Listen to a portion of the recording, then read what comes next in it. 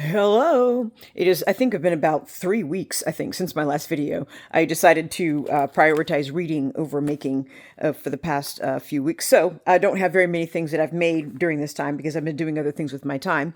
But here is what I have to show you today.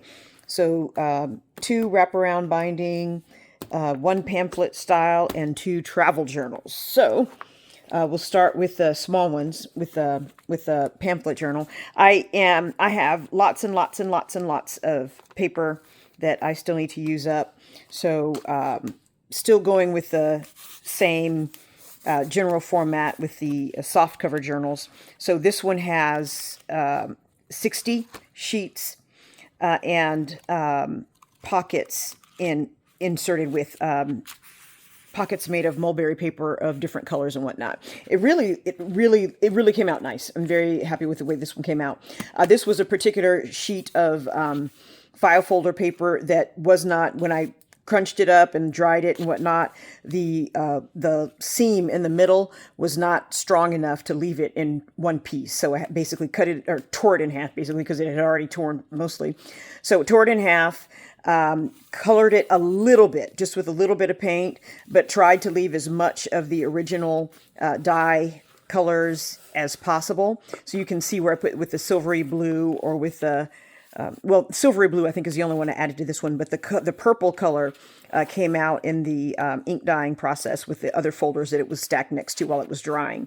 So the paper in this one is calligraphy practice paper, basically, or actually copy paper, I think, copied on with the calligraphy practice lines copied onto it. So it's got good numbers of lines, and if you want to do calligraphy, you've got the slant and the guidelines, but if you want to just write regularly, you can do that as well. And since the paper is lined, the writing board is just blank plastic, basically. This is an edge that I cut off of another one that I had used for a different journal. So you've got the writing board in here.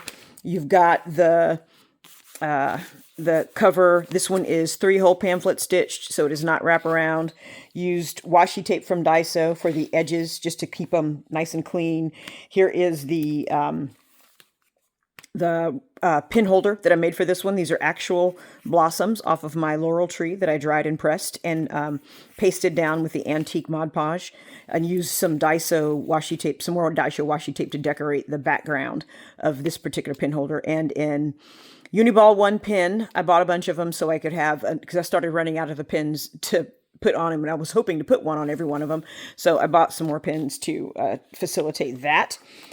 Different colors. Mostly I tried to stay with the deep tones, the earth tones, for this one to match the cover as much as possible. But I really, really love, I think I only bought 1 or 2 packs of this particular type of mulberry paper. It's probably fine for writing on as well, but I like it decoratively. So that is that one. Braided yarn and cord for this one. I think I did it with just a three-way wrap. Yeah. Okay. So that is the first one.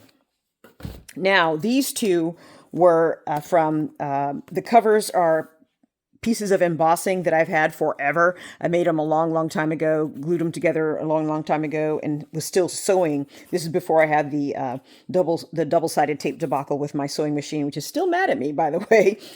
So embossing with the elements of blue, green, and so that's why I use the fluffy yarn as a tie and as the wraparound.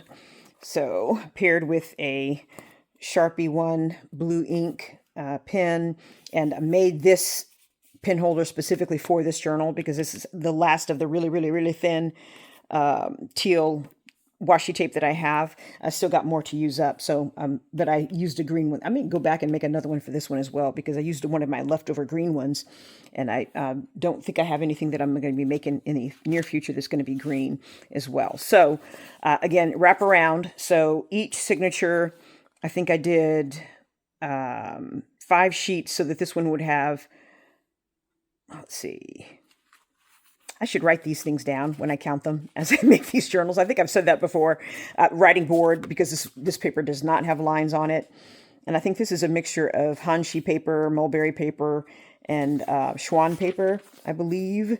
So it's fairly light, but it's strong as well. I'm pretty sure it either has 50 or 100 sheets, because I tried to do them where they have, 100 sheets. So, well, it's pointless counting it now. This is what you got. Now I just need to write these things down when I make these. So this one, it came out really nice. I really like the fluffy yarn is kind of hard to use as a tie, but it gives it a really nice decorative edge. The embossing images are, the front is, or the inside cover is just the bare leather treated file folder, the blue, one of the blue ones, which I have the most of any color. And this was back when my sewing machine was happy. So the stitched around the edges with washi tape. The embossing images on here, not sure if you can see them, but they're flowers. I think this one is a Cosmo flower from Alt New.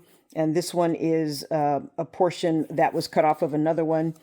And this one is, maybe this one is a Cosmo, but I think these are all Alt New embossing folders, not Sizzix embossing folders. And so the wraparound on this side, I just collected it and tied it with little bits of leftover string. So this one's pretty straightforward. I honestly do not remember how many pages it has. I know I was trying to make 60 sheets the minimum, so it probably has at least 60 sheets. I just am not certain. And to make it a little bit stronger, did I? I think I crocheted this fluffy thread or fluffy yarn to make it more stable, and to make it easier to tell where the bow was without having to dive through all the little flappy thingies. But yeah, so this one came out pretty nice. Same concept with this one. This was another one that I had. I originally made, I think these two, I originally made them to be top and bottom covers of the same book. But when I finally finished them, it turned out that one was a different size than the other. So I guess I had measured wrong or something like that. So decided to make them little small books instead. And I probably am going to go ahead and just do a different pin holder for this one. So I'll set that on the side. Again, these are Sizzix embossing folders. This one's just, well, actually, I think this one is an off-brand that I got from Amazon. I don't remember who made this one, but it's just like little flowers, outlines and whatnot. And this one is Bohemian flowers from Sizzix. So that one is actually a Sizzix embossing folder. So again, leather treated file folders. I don't know if I glued cardboard under this or not to give it, because this is way stiffer than it would be if it were just one layer of manila file folder. And these are 2 layers and they're also stiffer. So I think I might have glued this one onto cardboard and then sewed around with washi tape and whatnot. So you've got another writing board this one with lines on it as well. It's just different pattern than that one though. And this one I'm pretty sure has 100 sheets. Because I think I did the Hanshi paper, 10 signatures, 10 sheets per signature. So it may have 200 sheets actually. But yeah, I'm trying to do a minimum of 60 sheets for everything and no maximum, so that you have at least, 2 months of writing if you write 1 page per day, or depending on how you journal. So that's those 2. And now to travel journals. Now, one thing that I decided to do, this is actually braided leftovers of contact paper. So I, just trying to keep as much out of the trash as possible, made a pin holder specifically for this one using the same tape that I used on the edges. Painted this one, I think this one started out as red, so I did not try to preserve any of the original covers. I painted over the whole thing with the silvery blue mica paint that I made. And this one's got black paper. So I actually put a 6mm or 0.6mm Geth pen white. The Geth pens are really, really good. I mean, there's a whole lot of different videos out there about a whole lot of different types of white pens to write on dark paper with, but I've had really good success with the Geth pen. One thing that is, and I may swap it out for a 1mm one, because I've had the 0.6mm ones. Sometimes what happens with the really, really, really fine point gel pens, the ball in the roller ball pops out when you're halfway done with the pen. So I don't know how to fix that or how to get around that. So I'm probably going to swap this one out with a 1mm, so there's less chance of it actually popping out.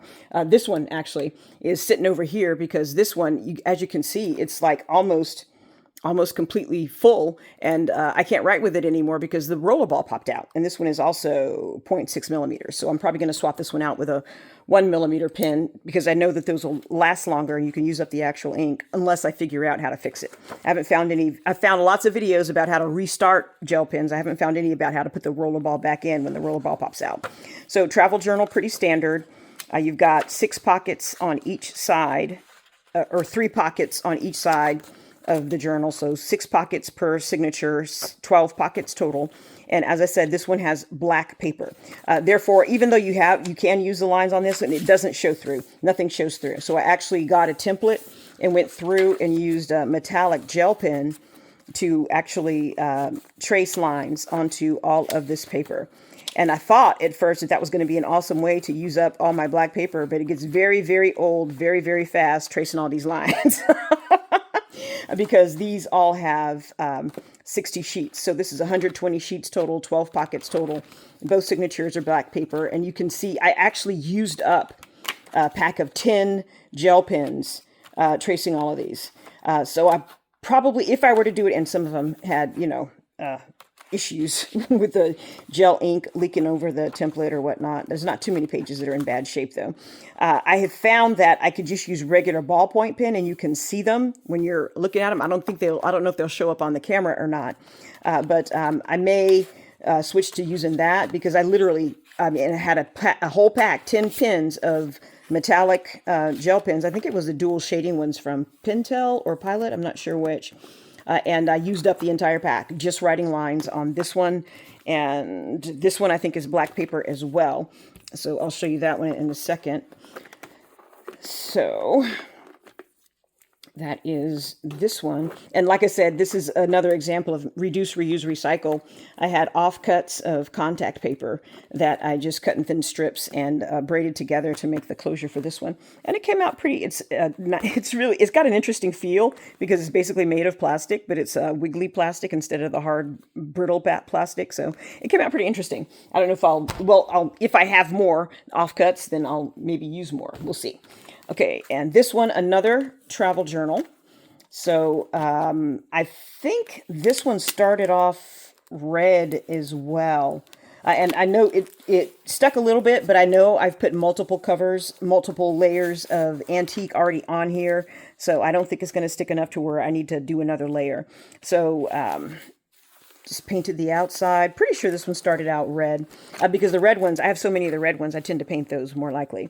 So now one thing that happened with this, I painted the Mod Podge on here before I put the tape down. And I think one thing that I'm going to do is put all the tape down and then put the Mod Podge on, because the Mod Podge helps, even if regardless of what kind of Mod Podge it is, it helps stabilize the tape and keep it from lifting away from the cover. So I may I think I did put an extra layer on this one after I put the tape on, but not on the inside. So because you can see on the inside where I had to put heavy duty tape over top of the washi tape, because even with the double stick tape underneath it, it was still lifting off of whatever I painted this with. And I think it was the Antique Mod Podge.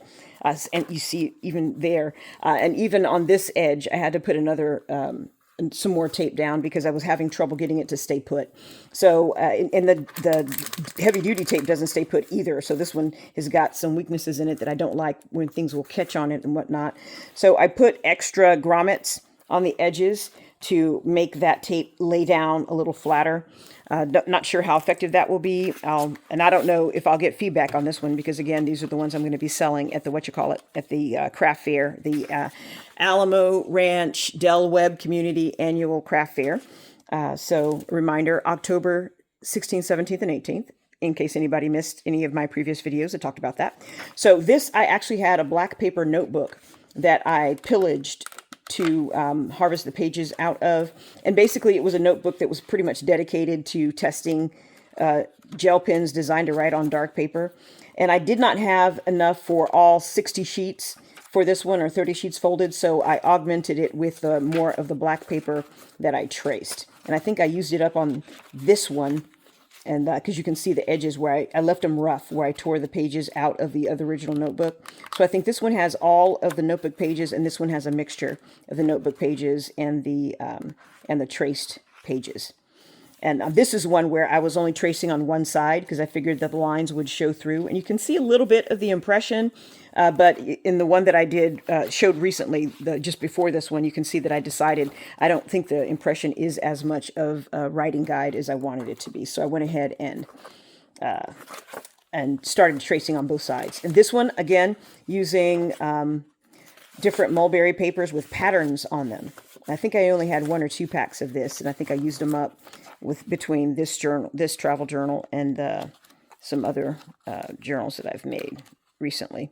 So the patterns, they're really nice. I just love mulberry paper. I really do. And all the different means of printing on it and whatnot, and just the aesthetic of it, I just love. So I wanted to make it myself, but I'm always finding out that I'm a much better consumer than fabricator. So unless it's something that I can't get anywhere and I have to make myself is one thing, but I have decided that I'm going to keep buying mulberry paper to make sure that the artisans that are making it stay in business. So today is Wednesday, the 22nd of July, and that is what I have for you.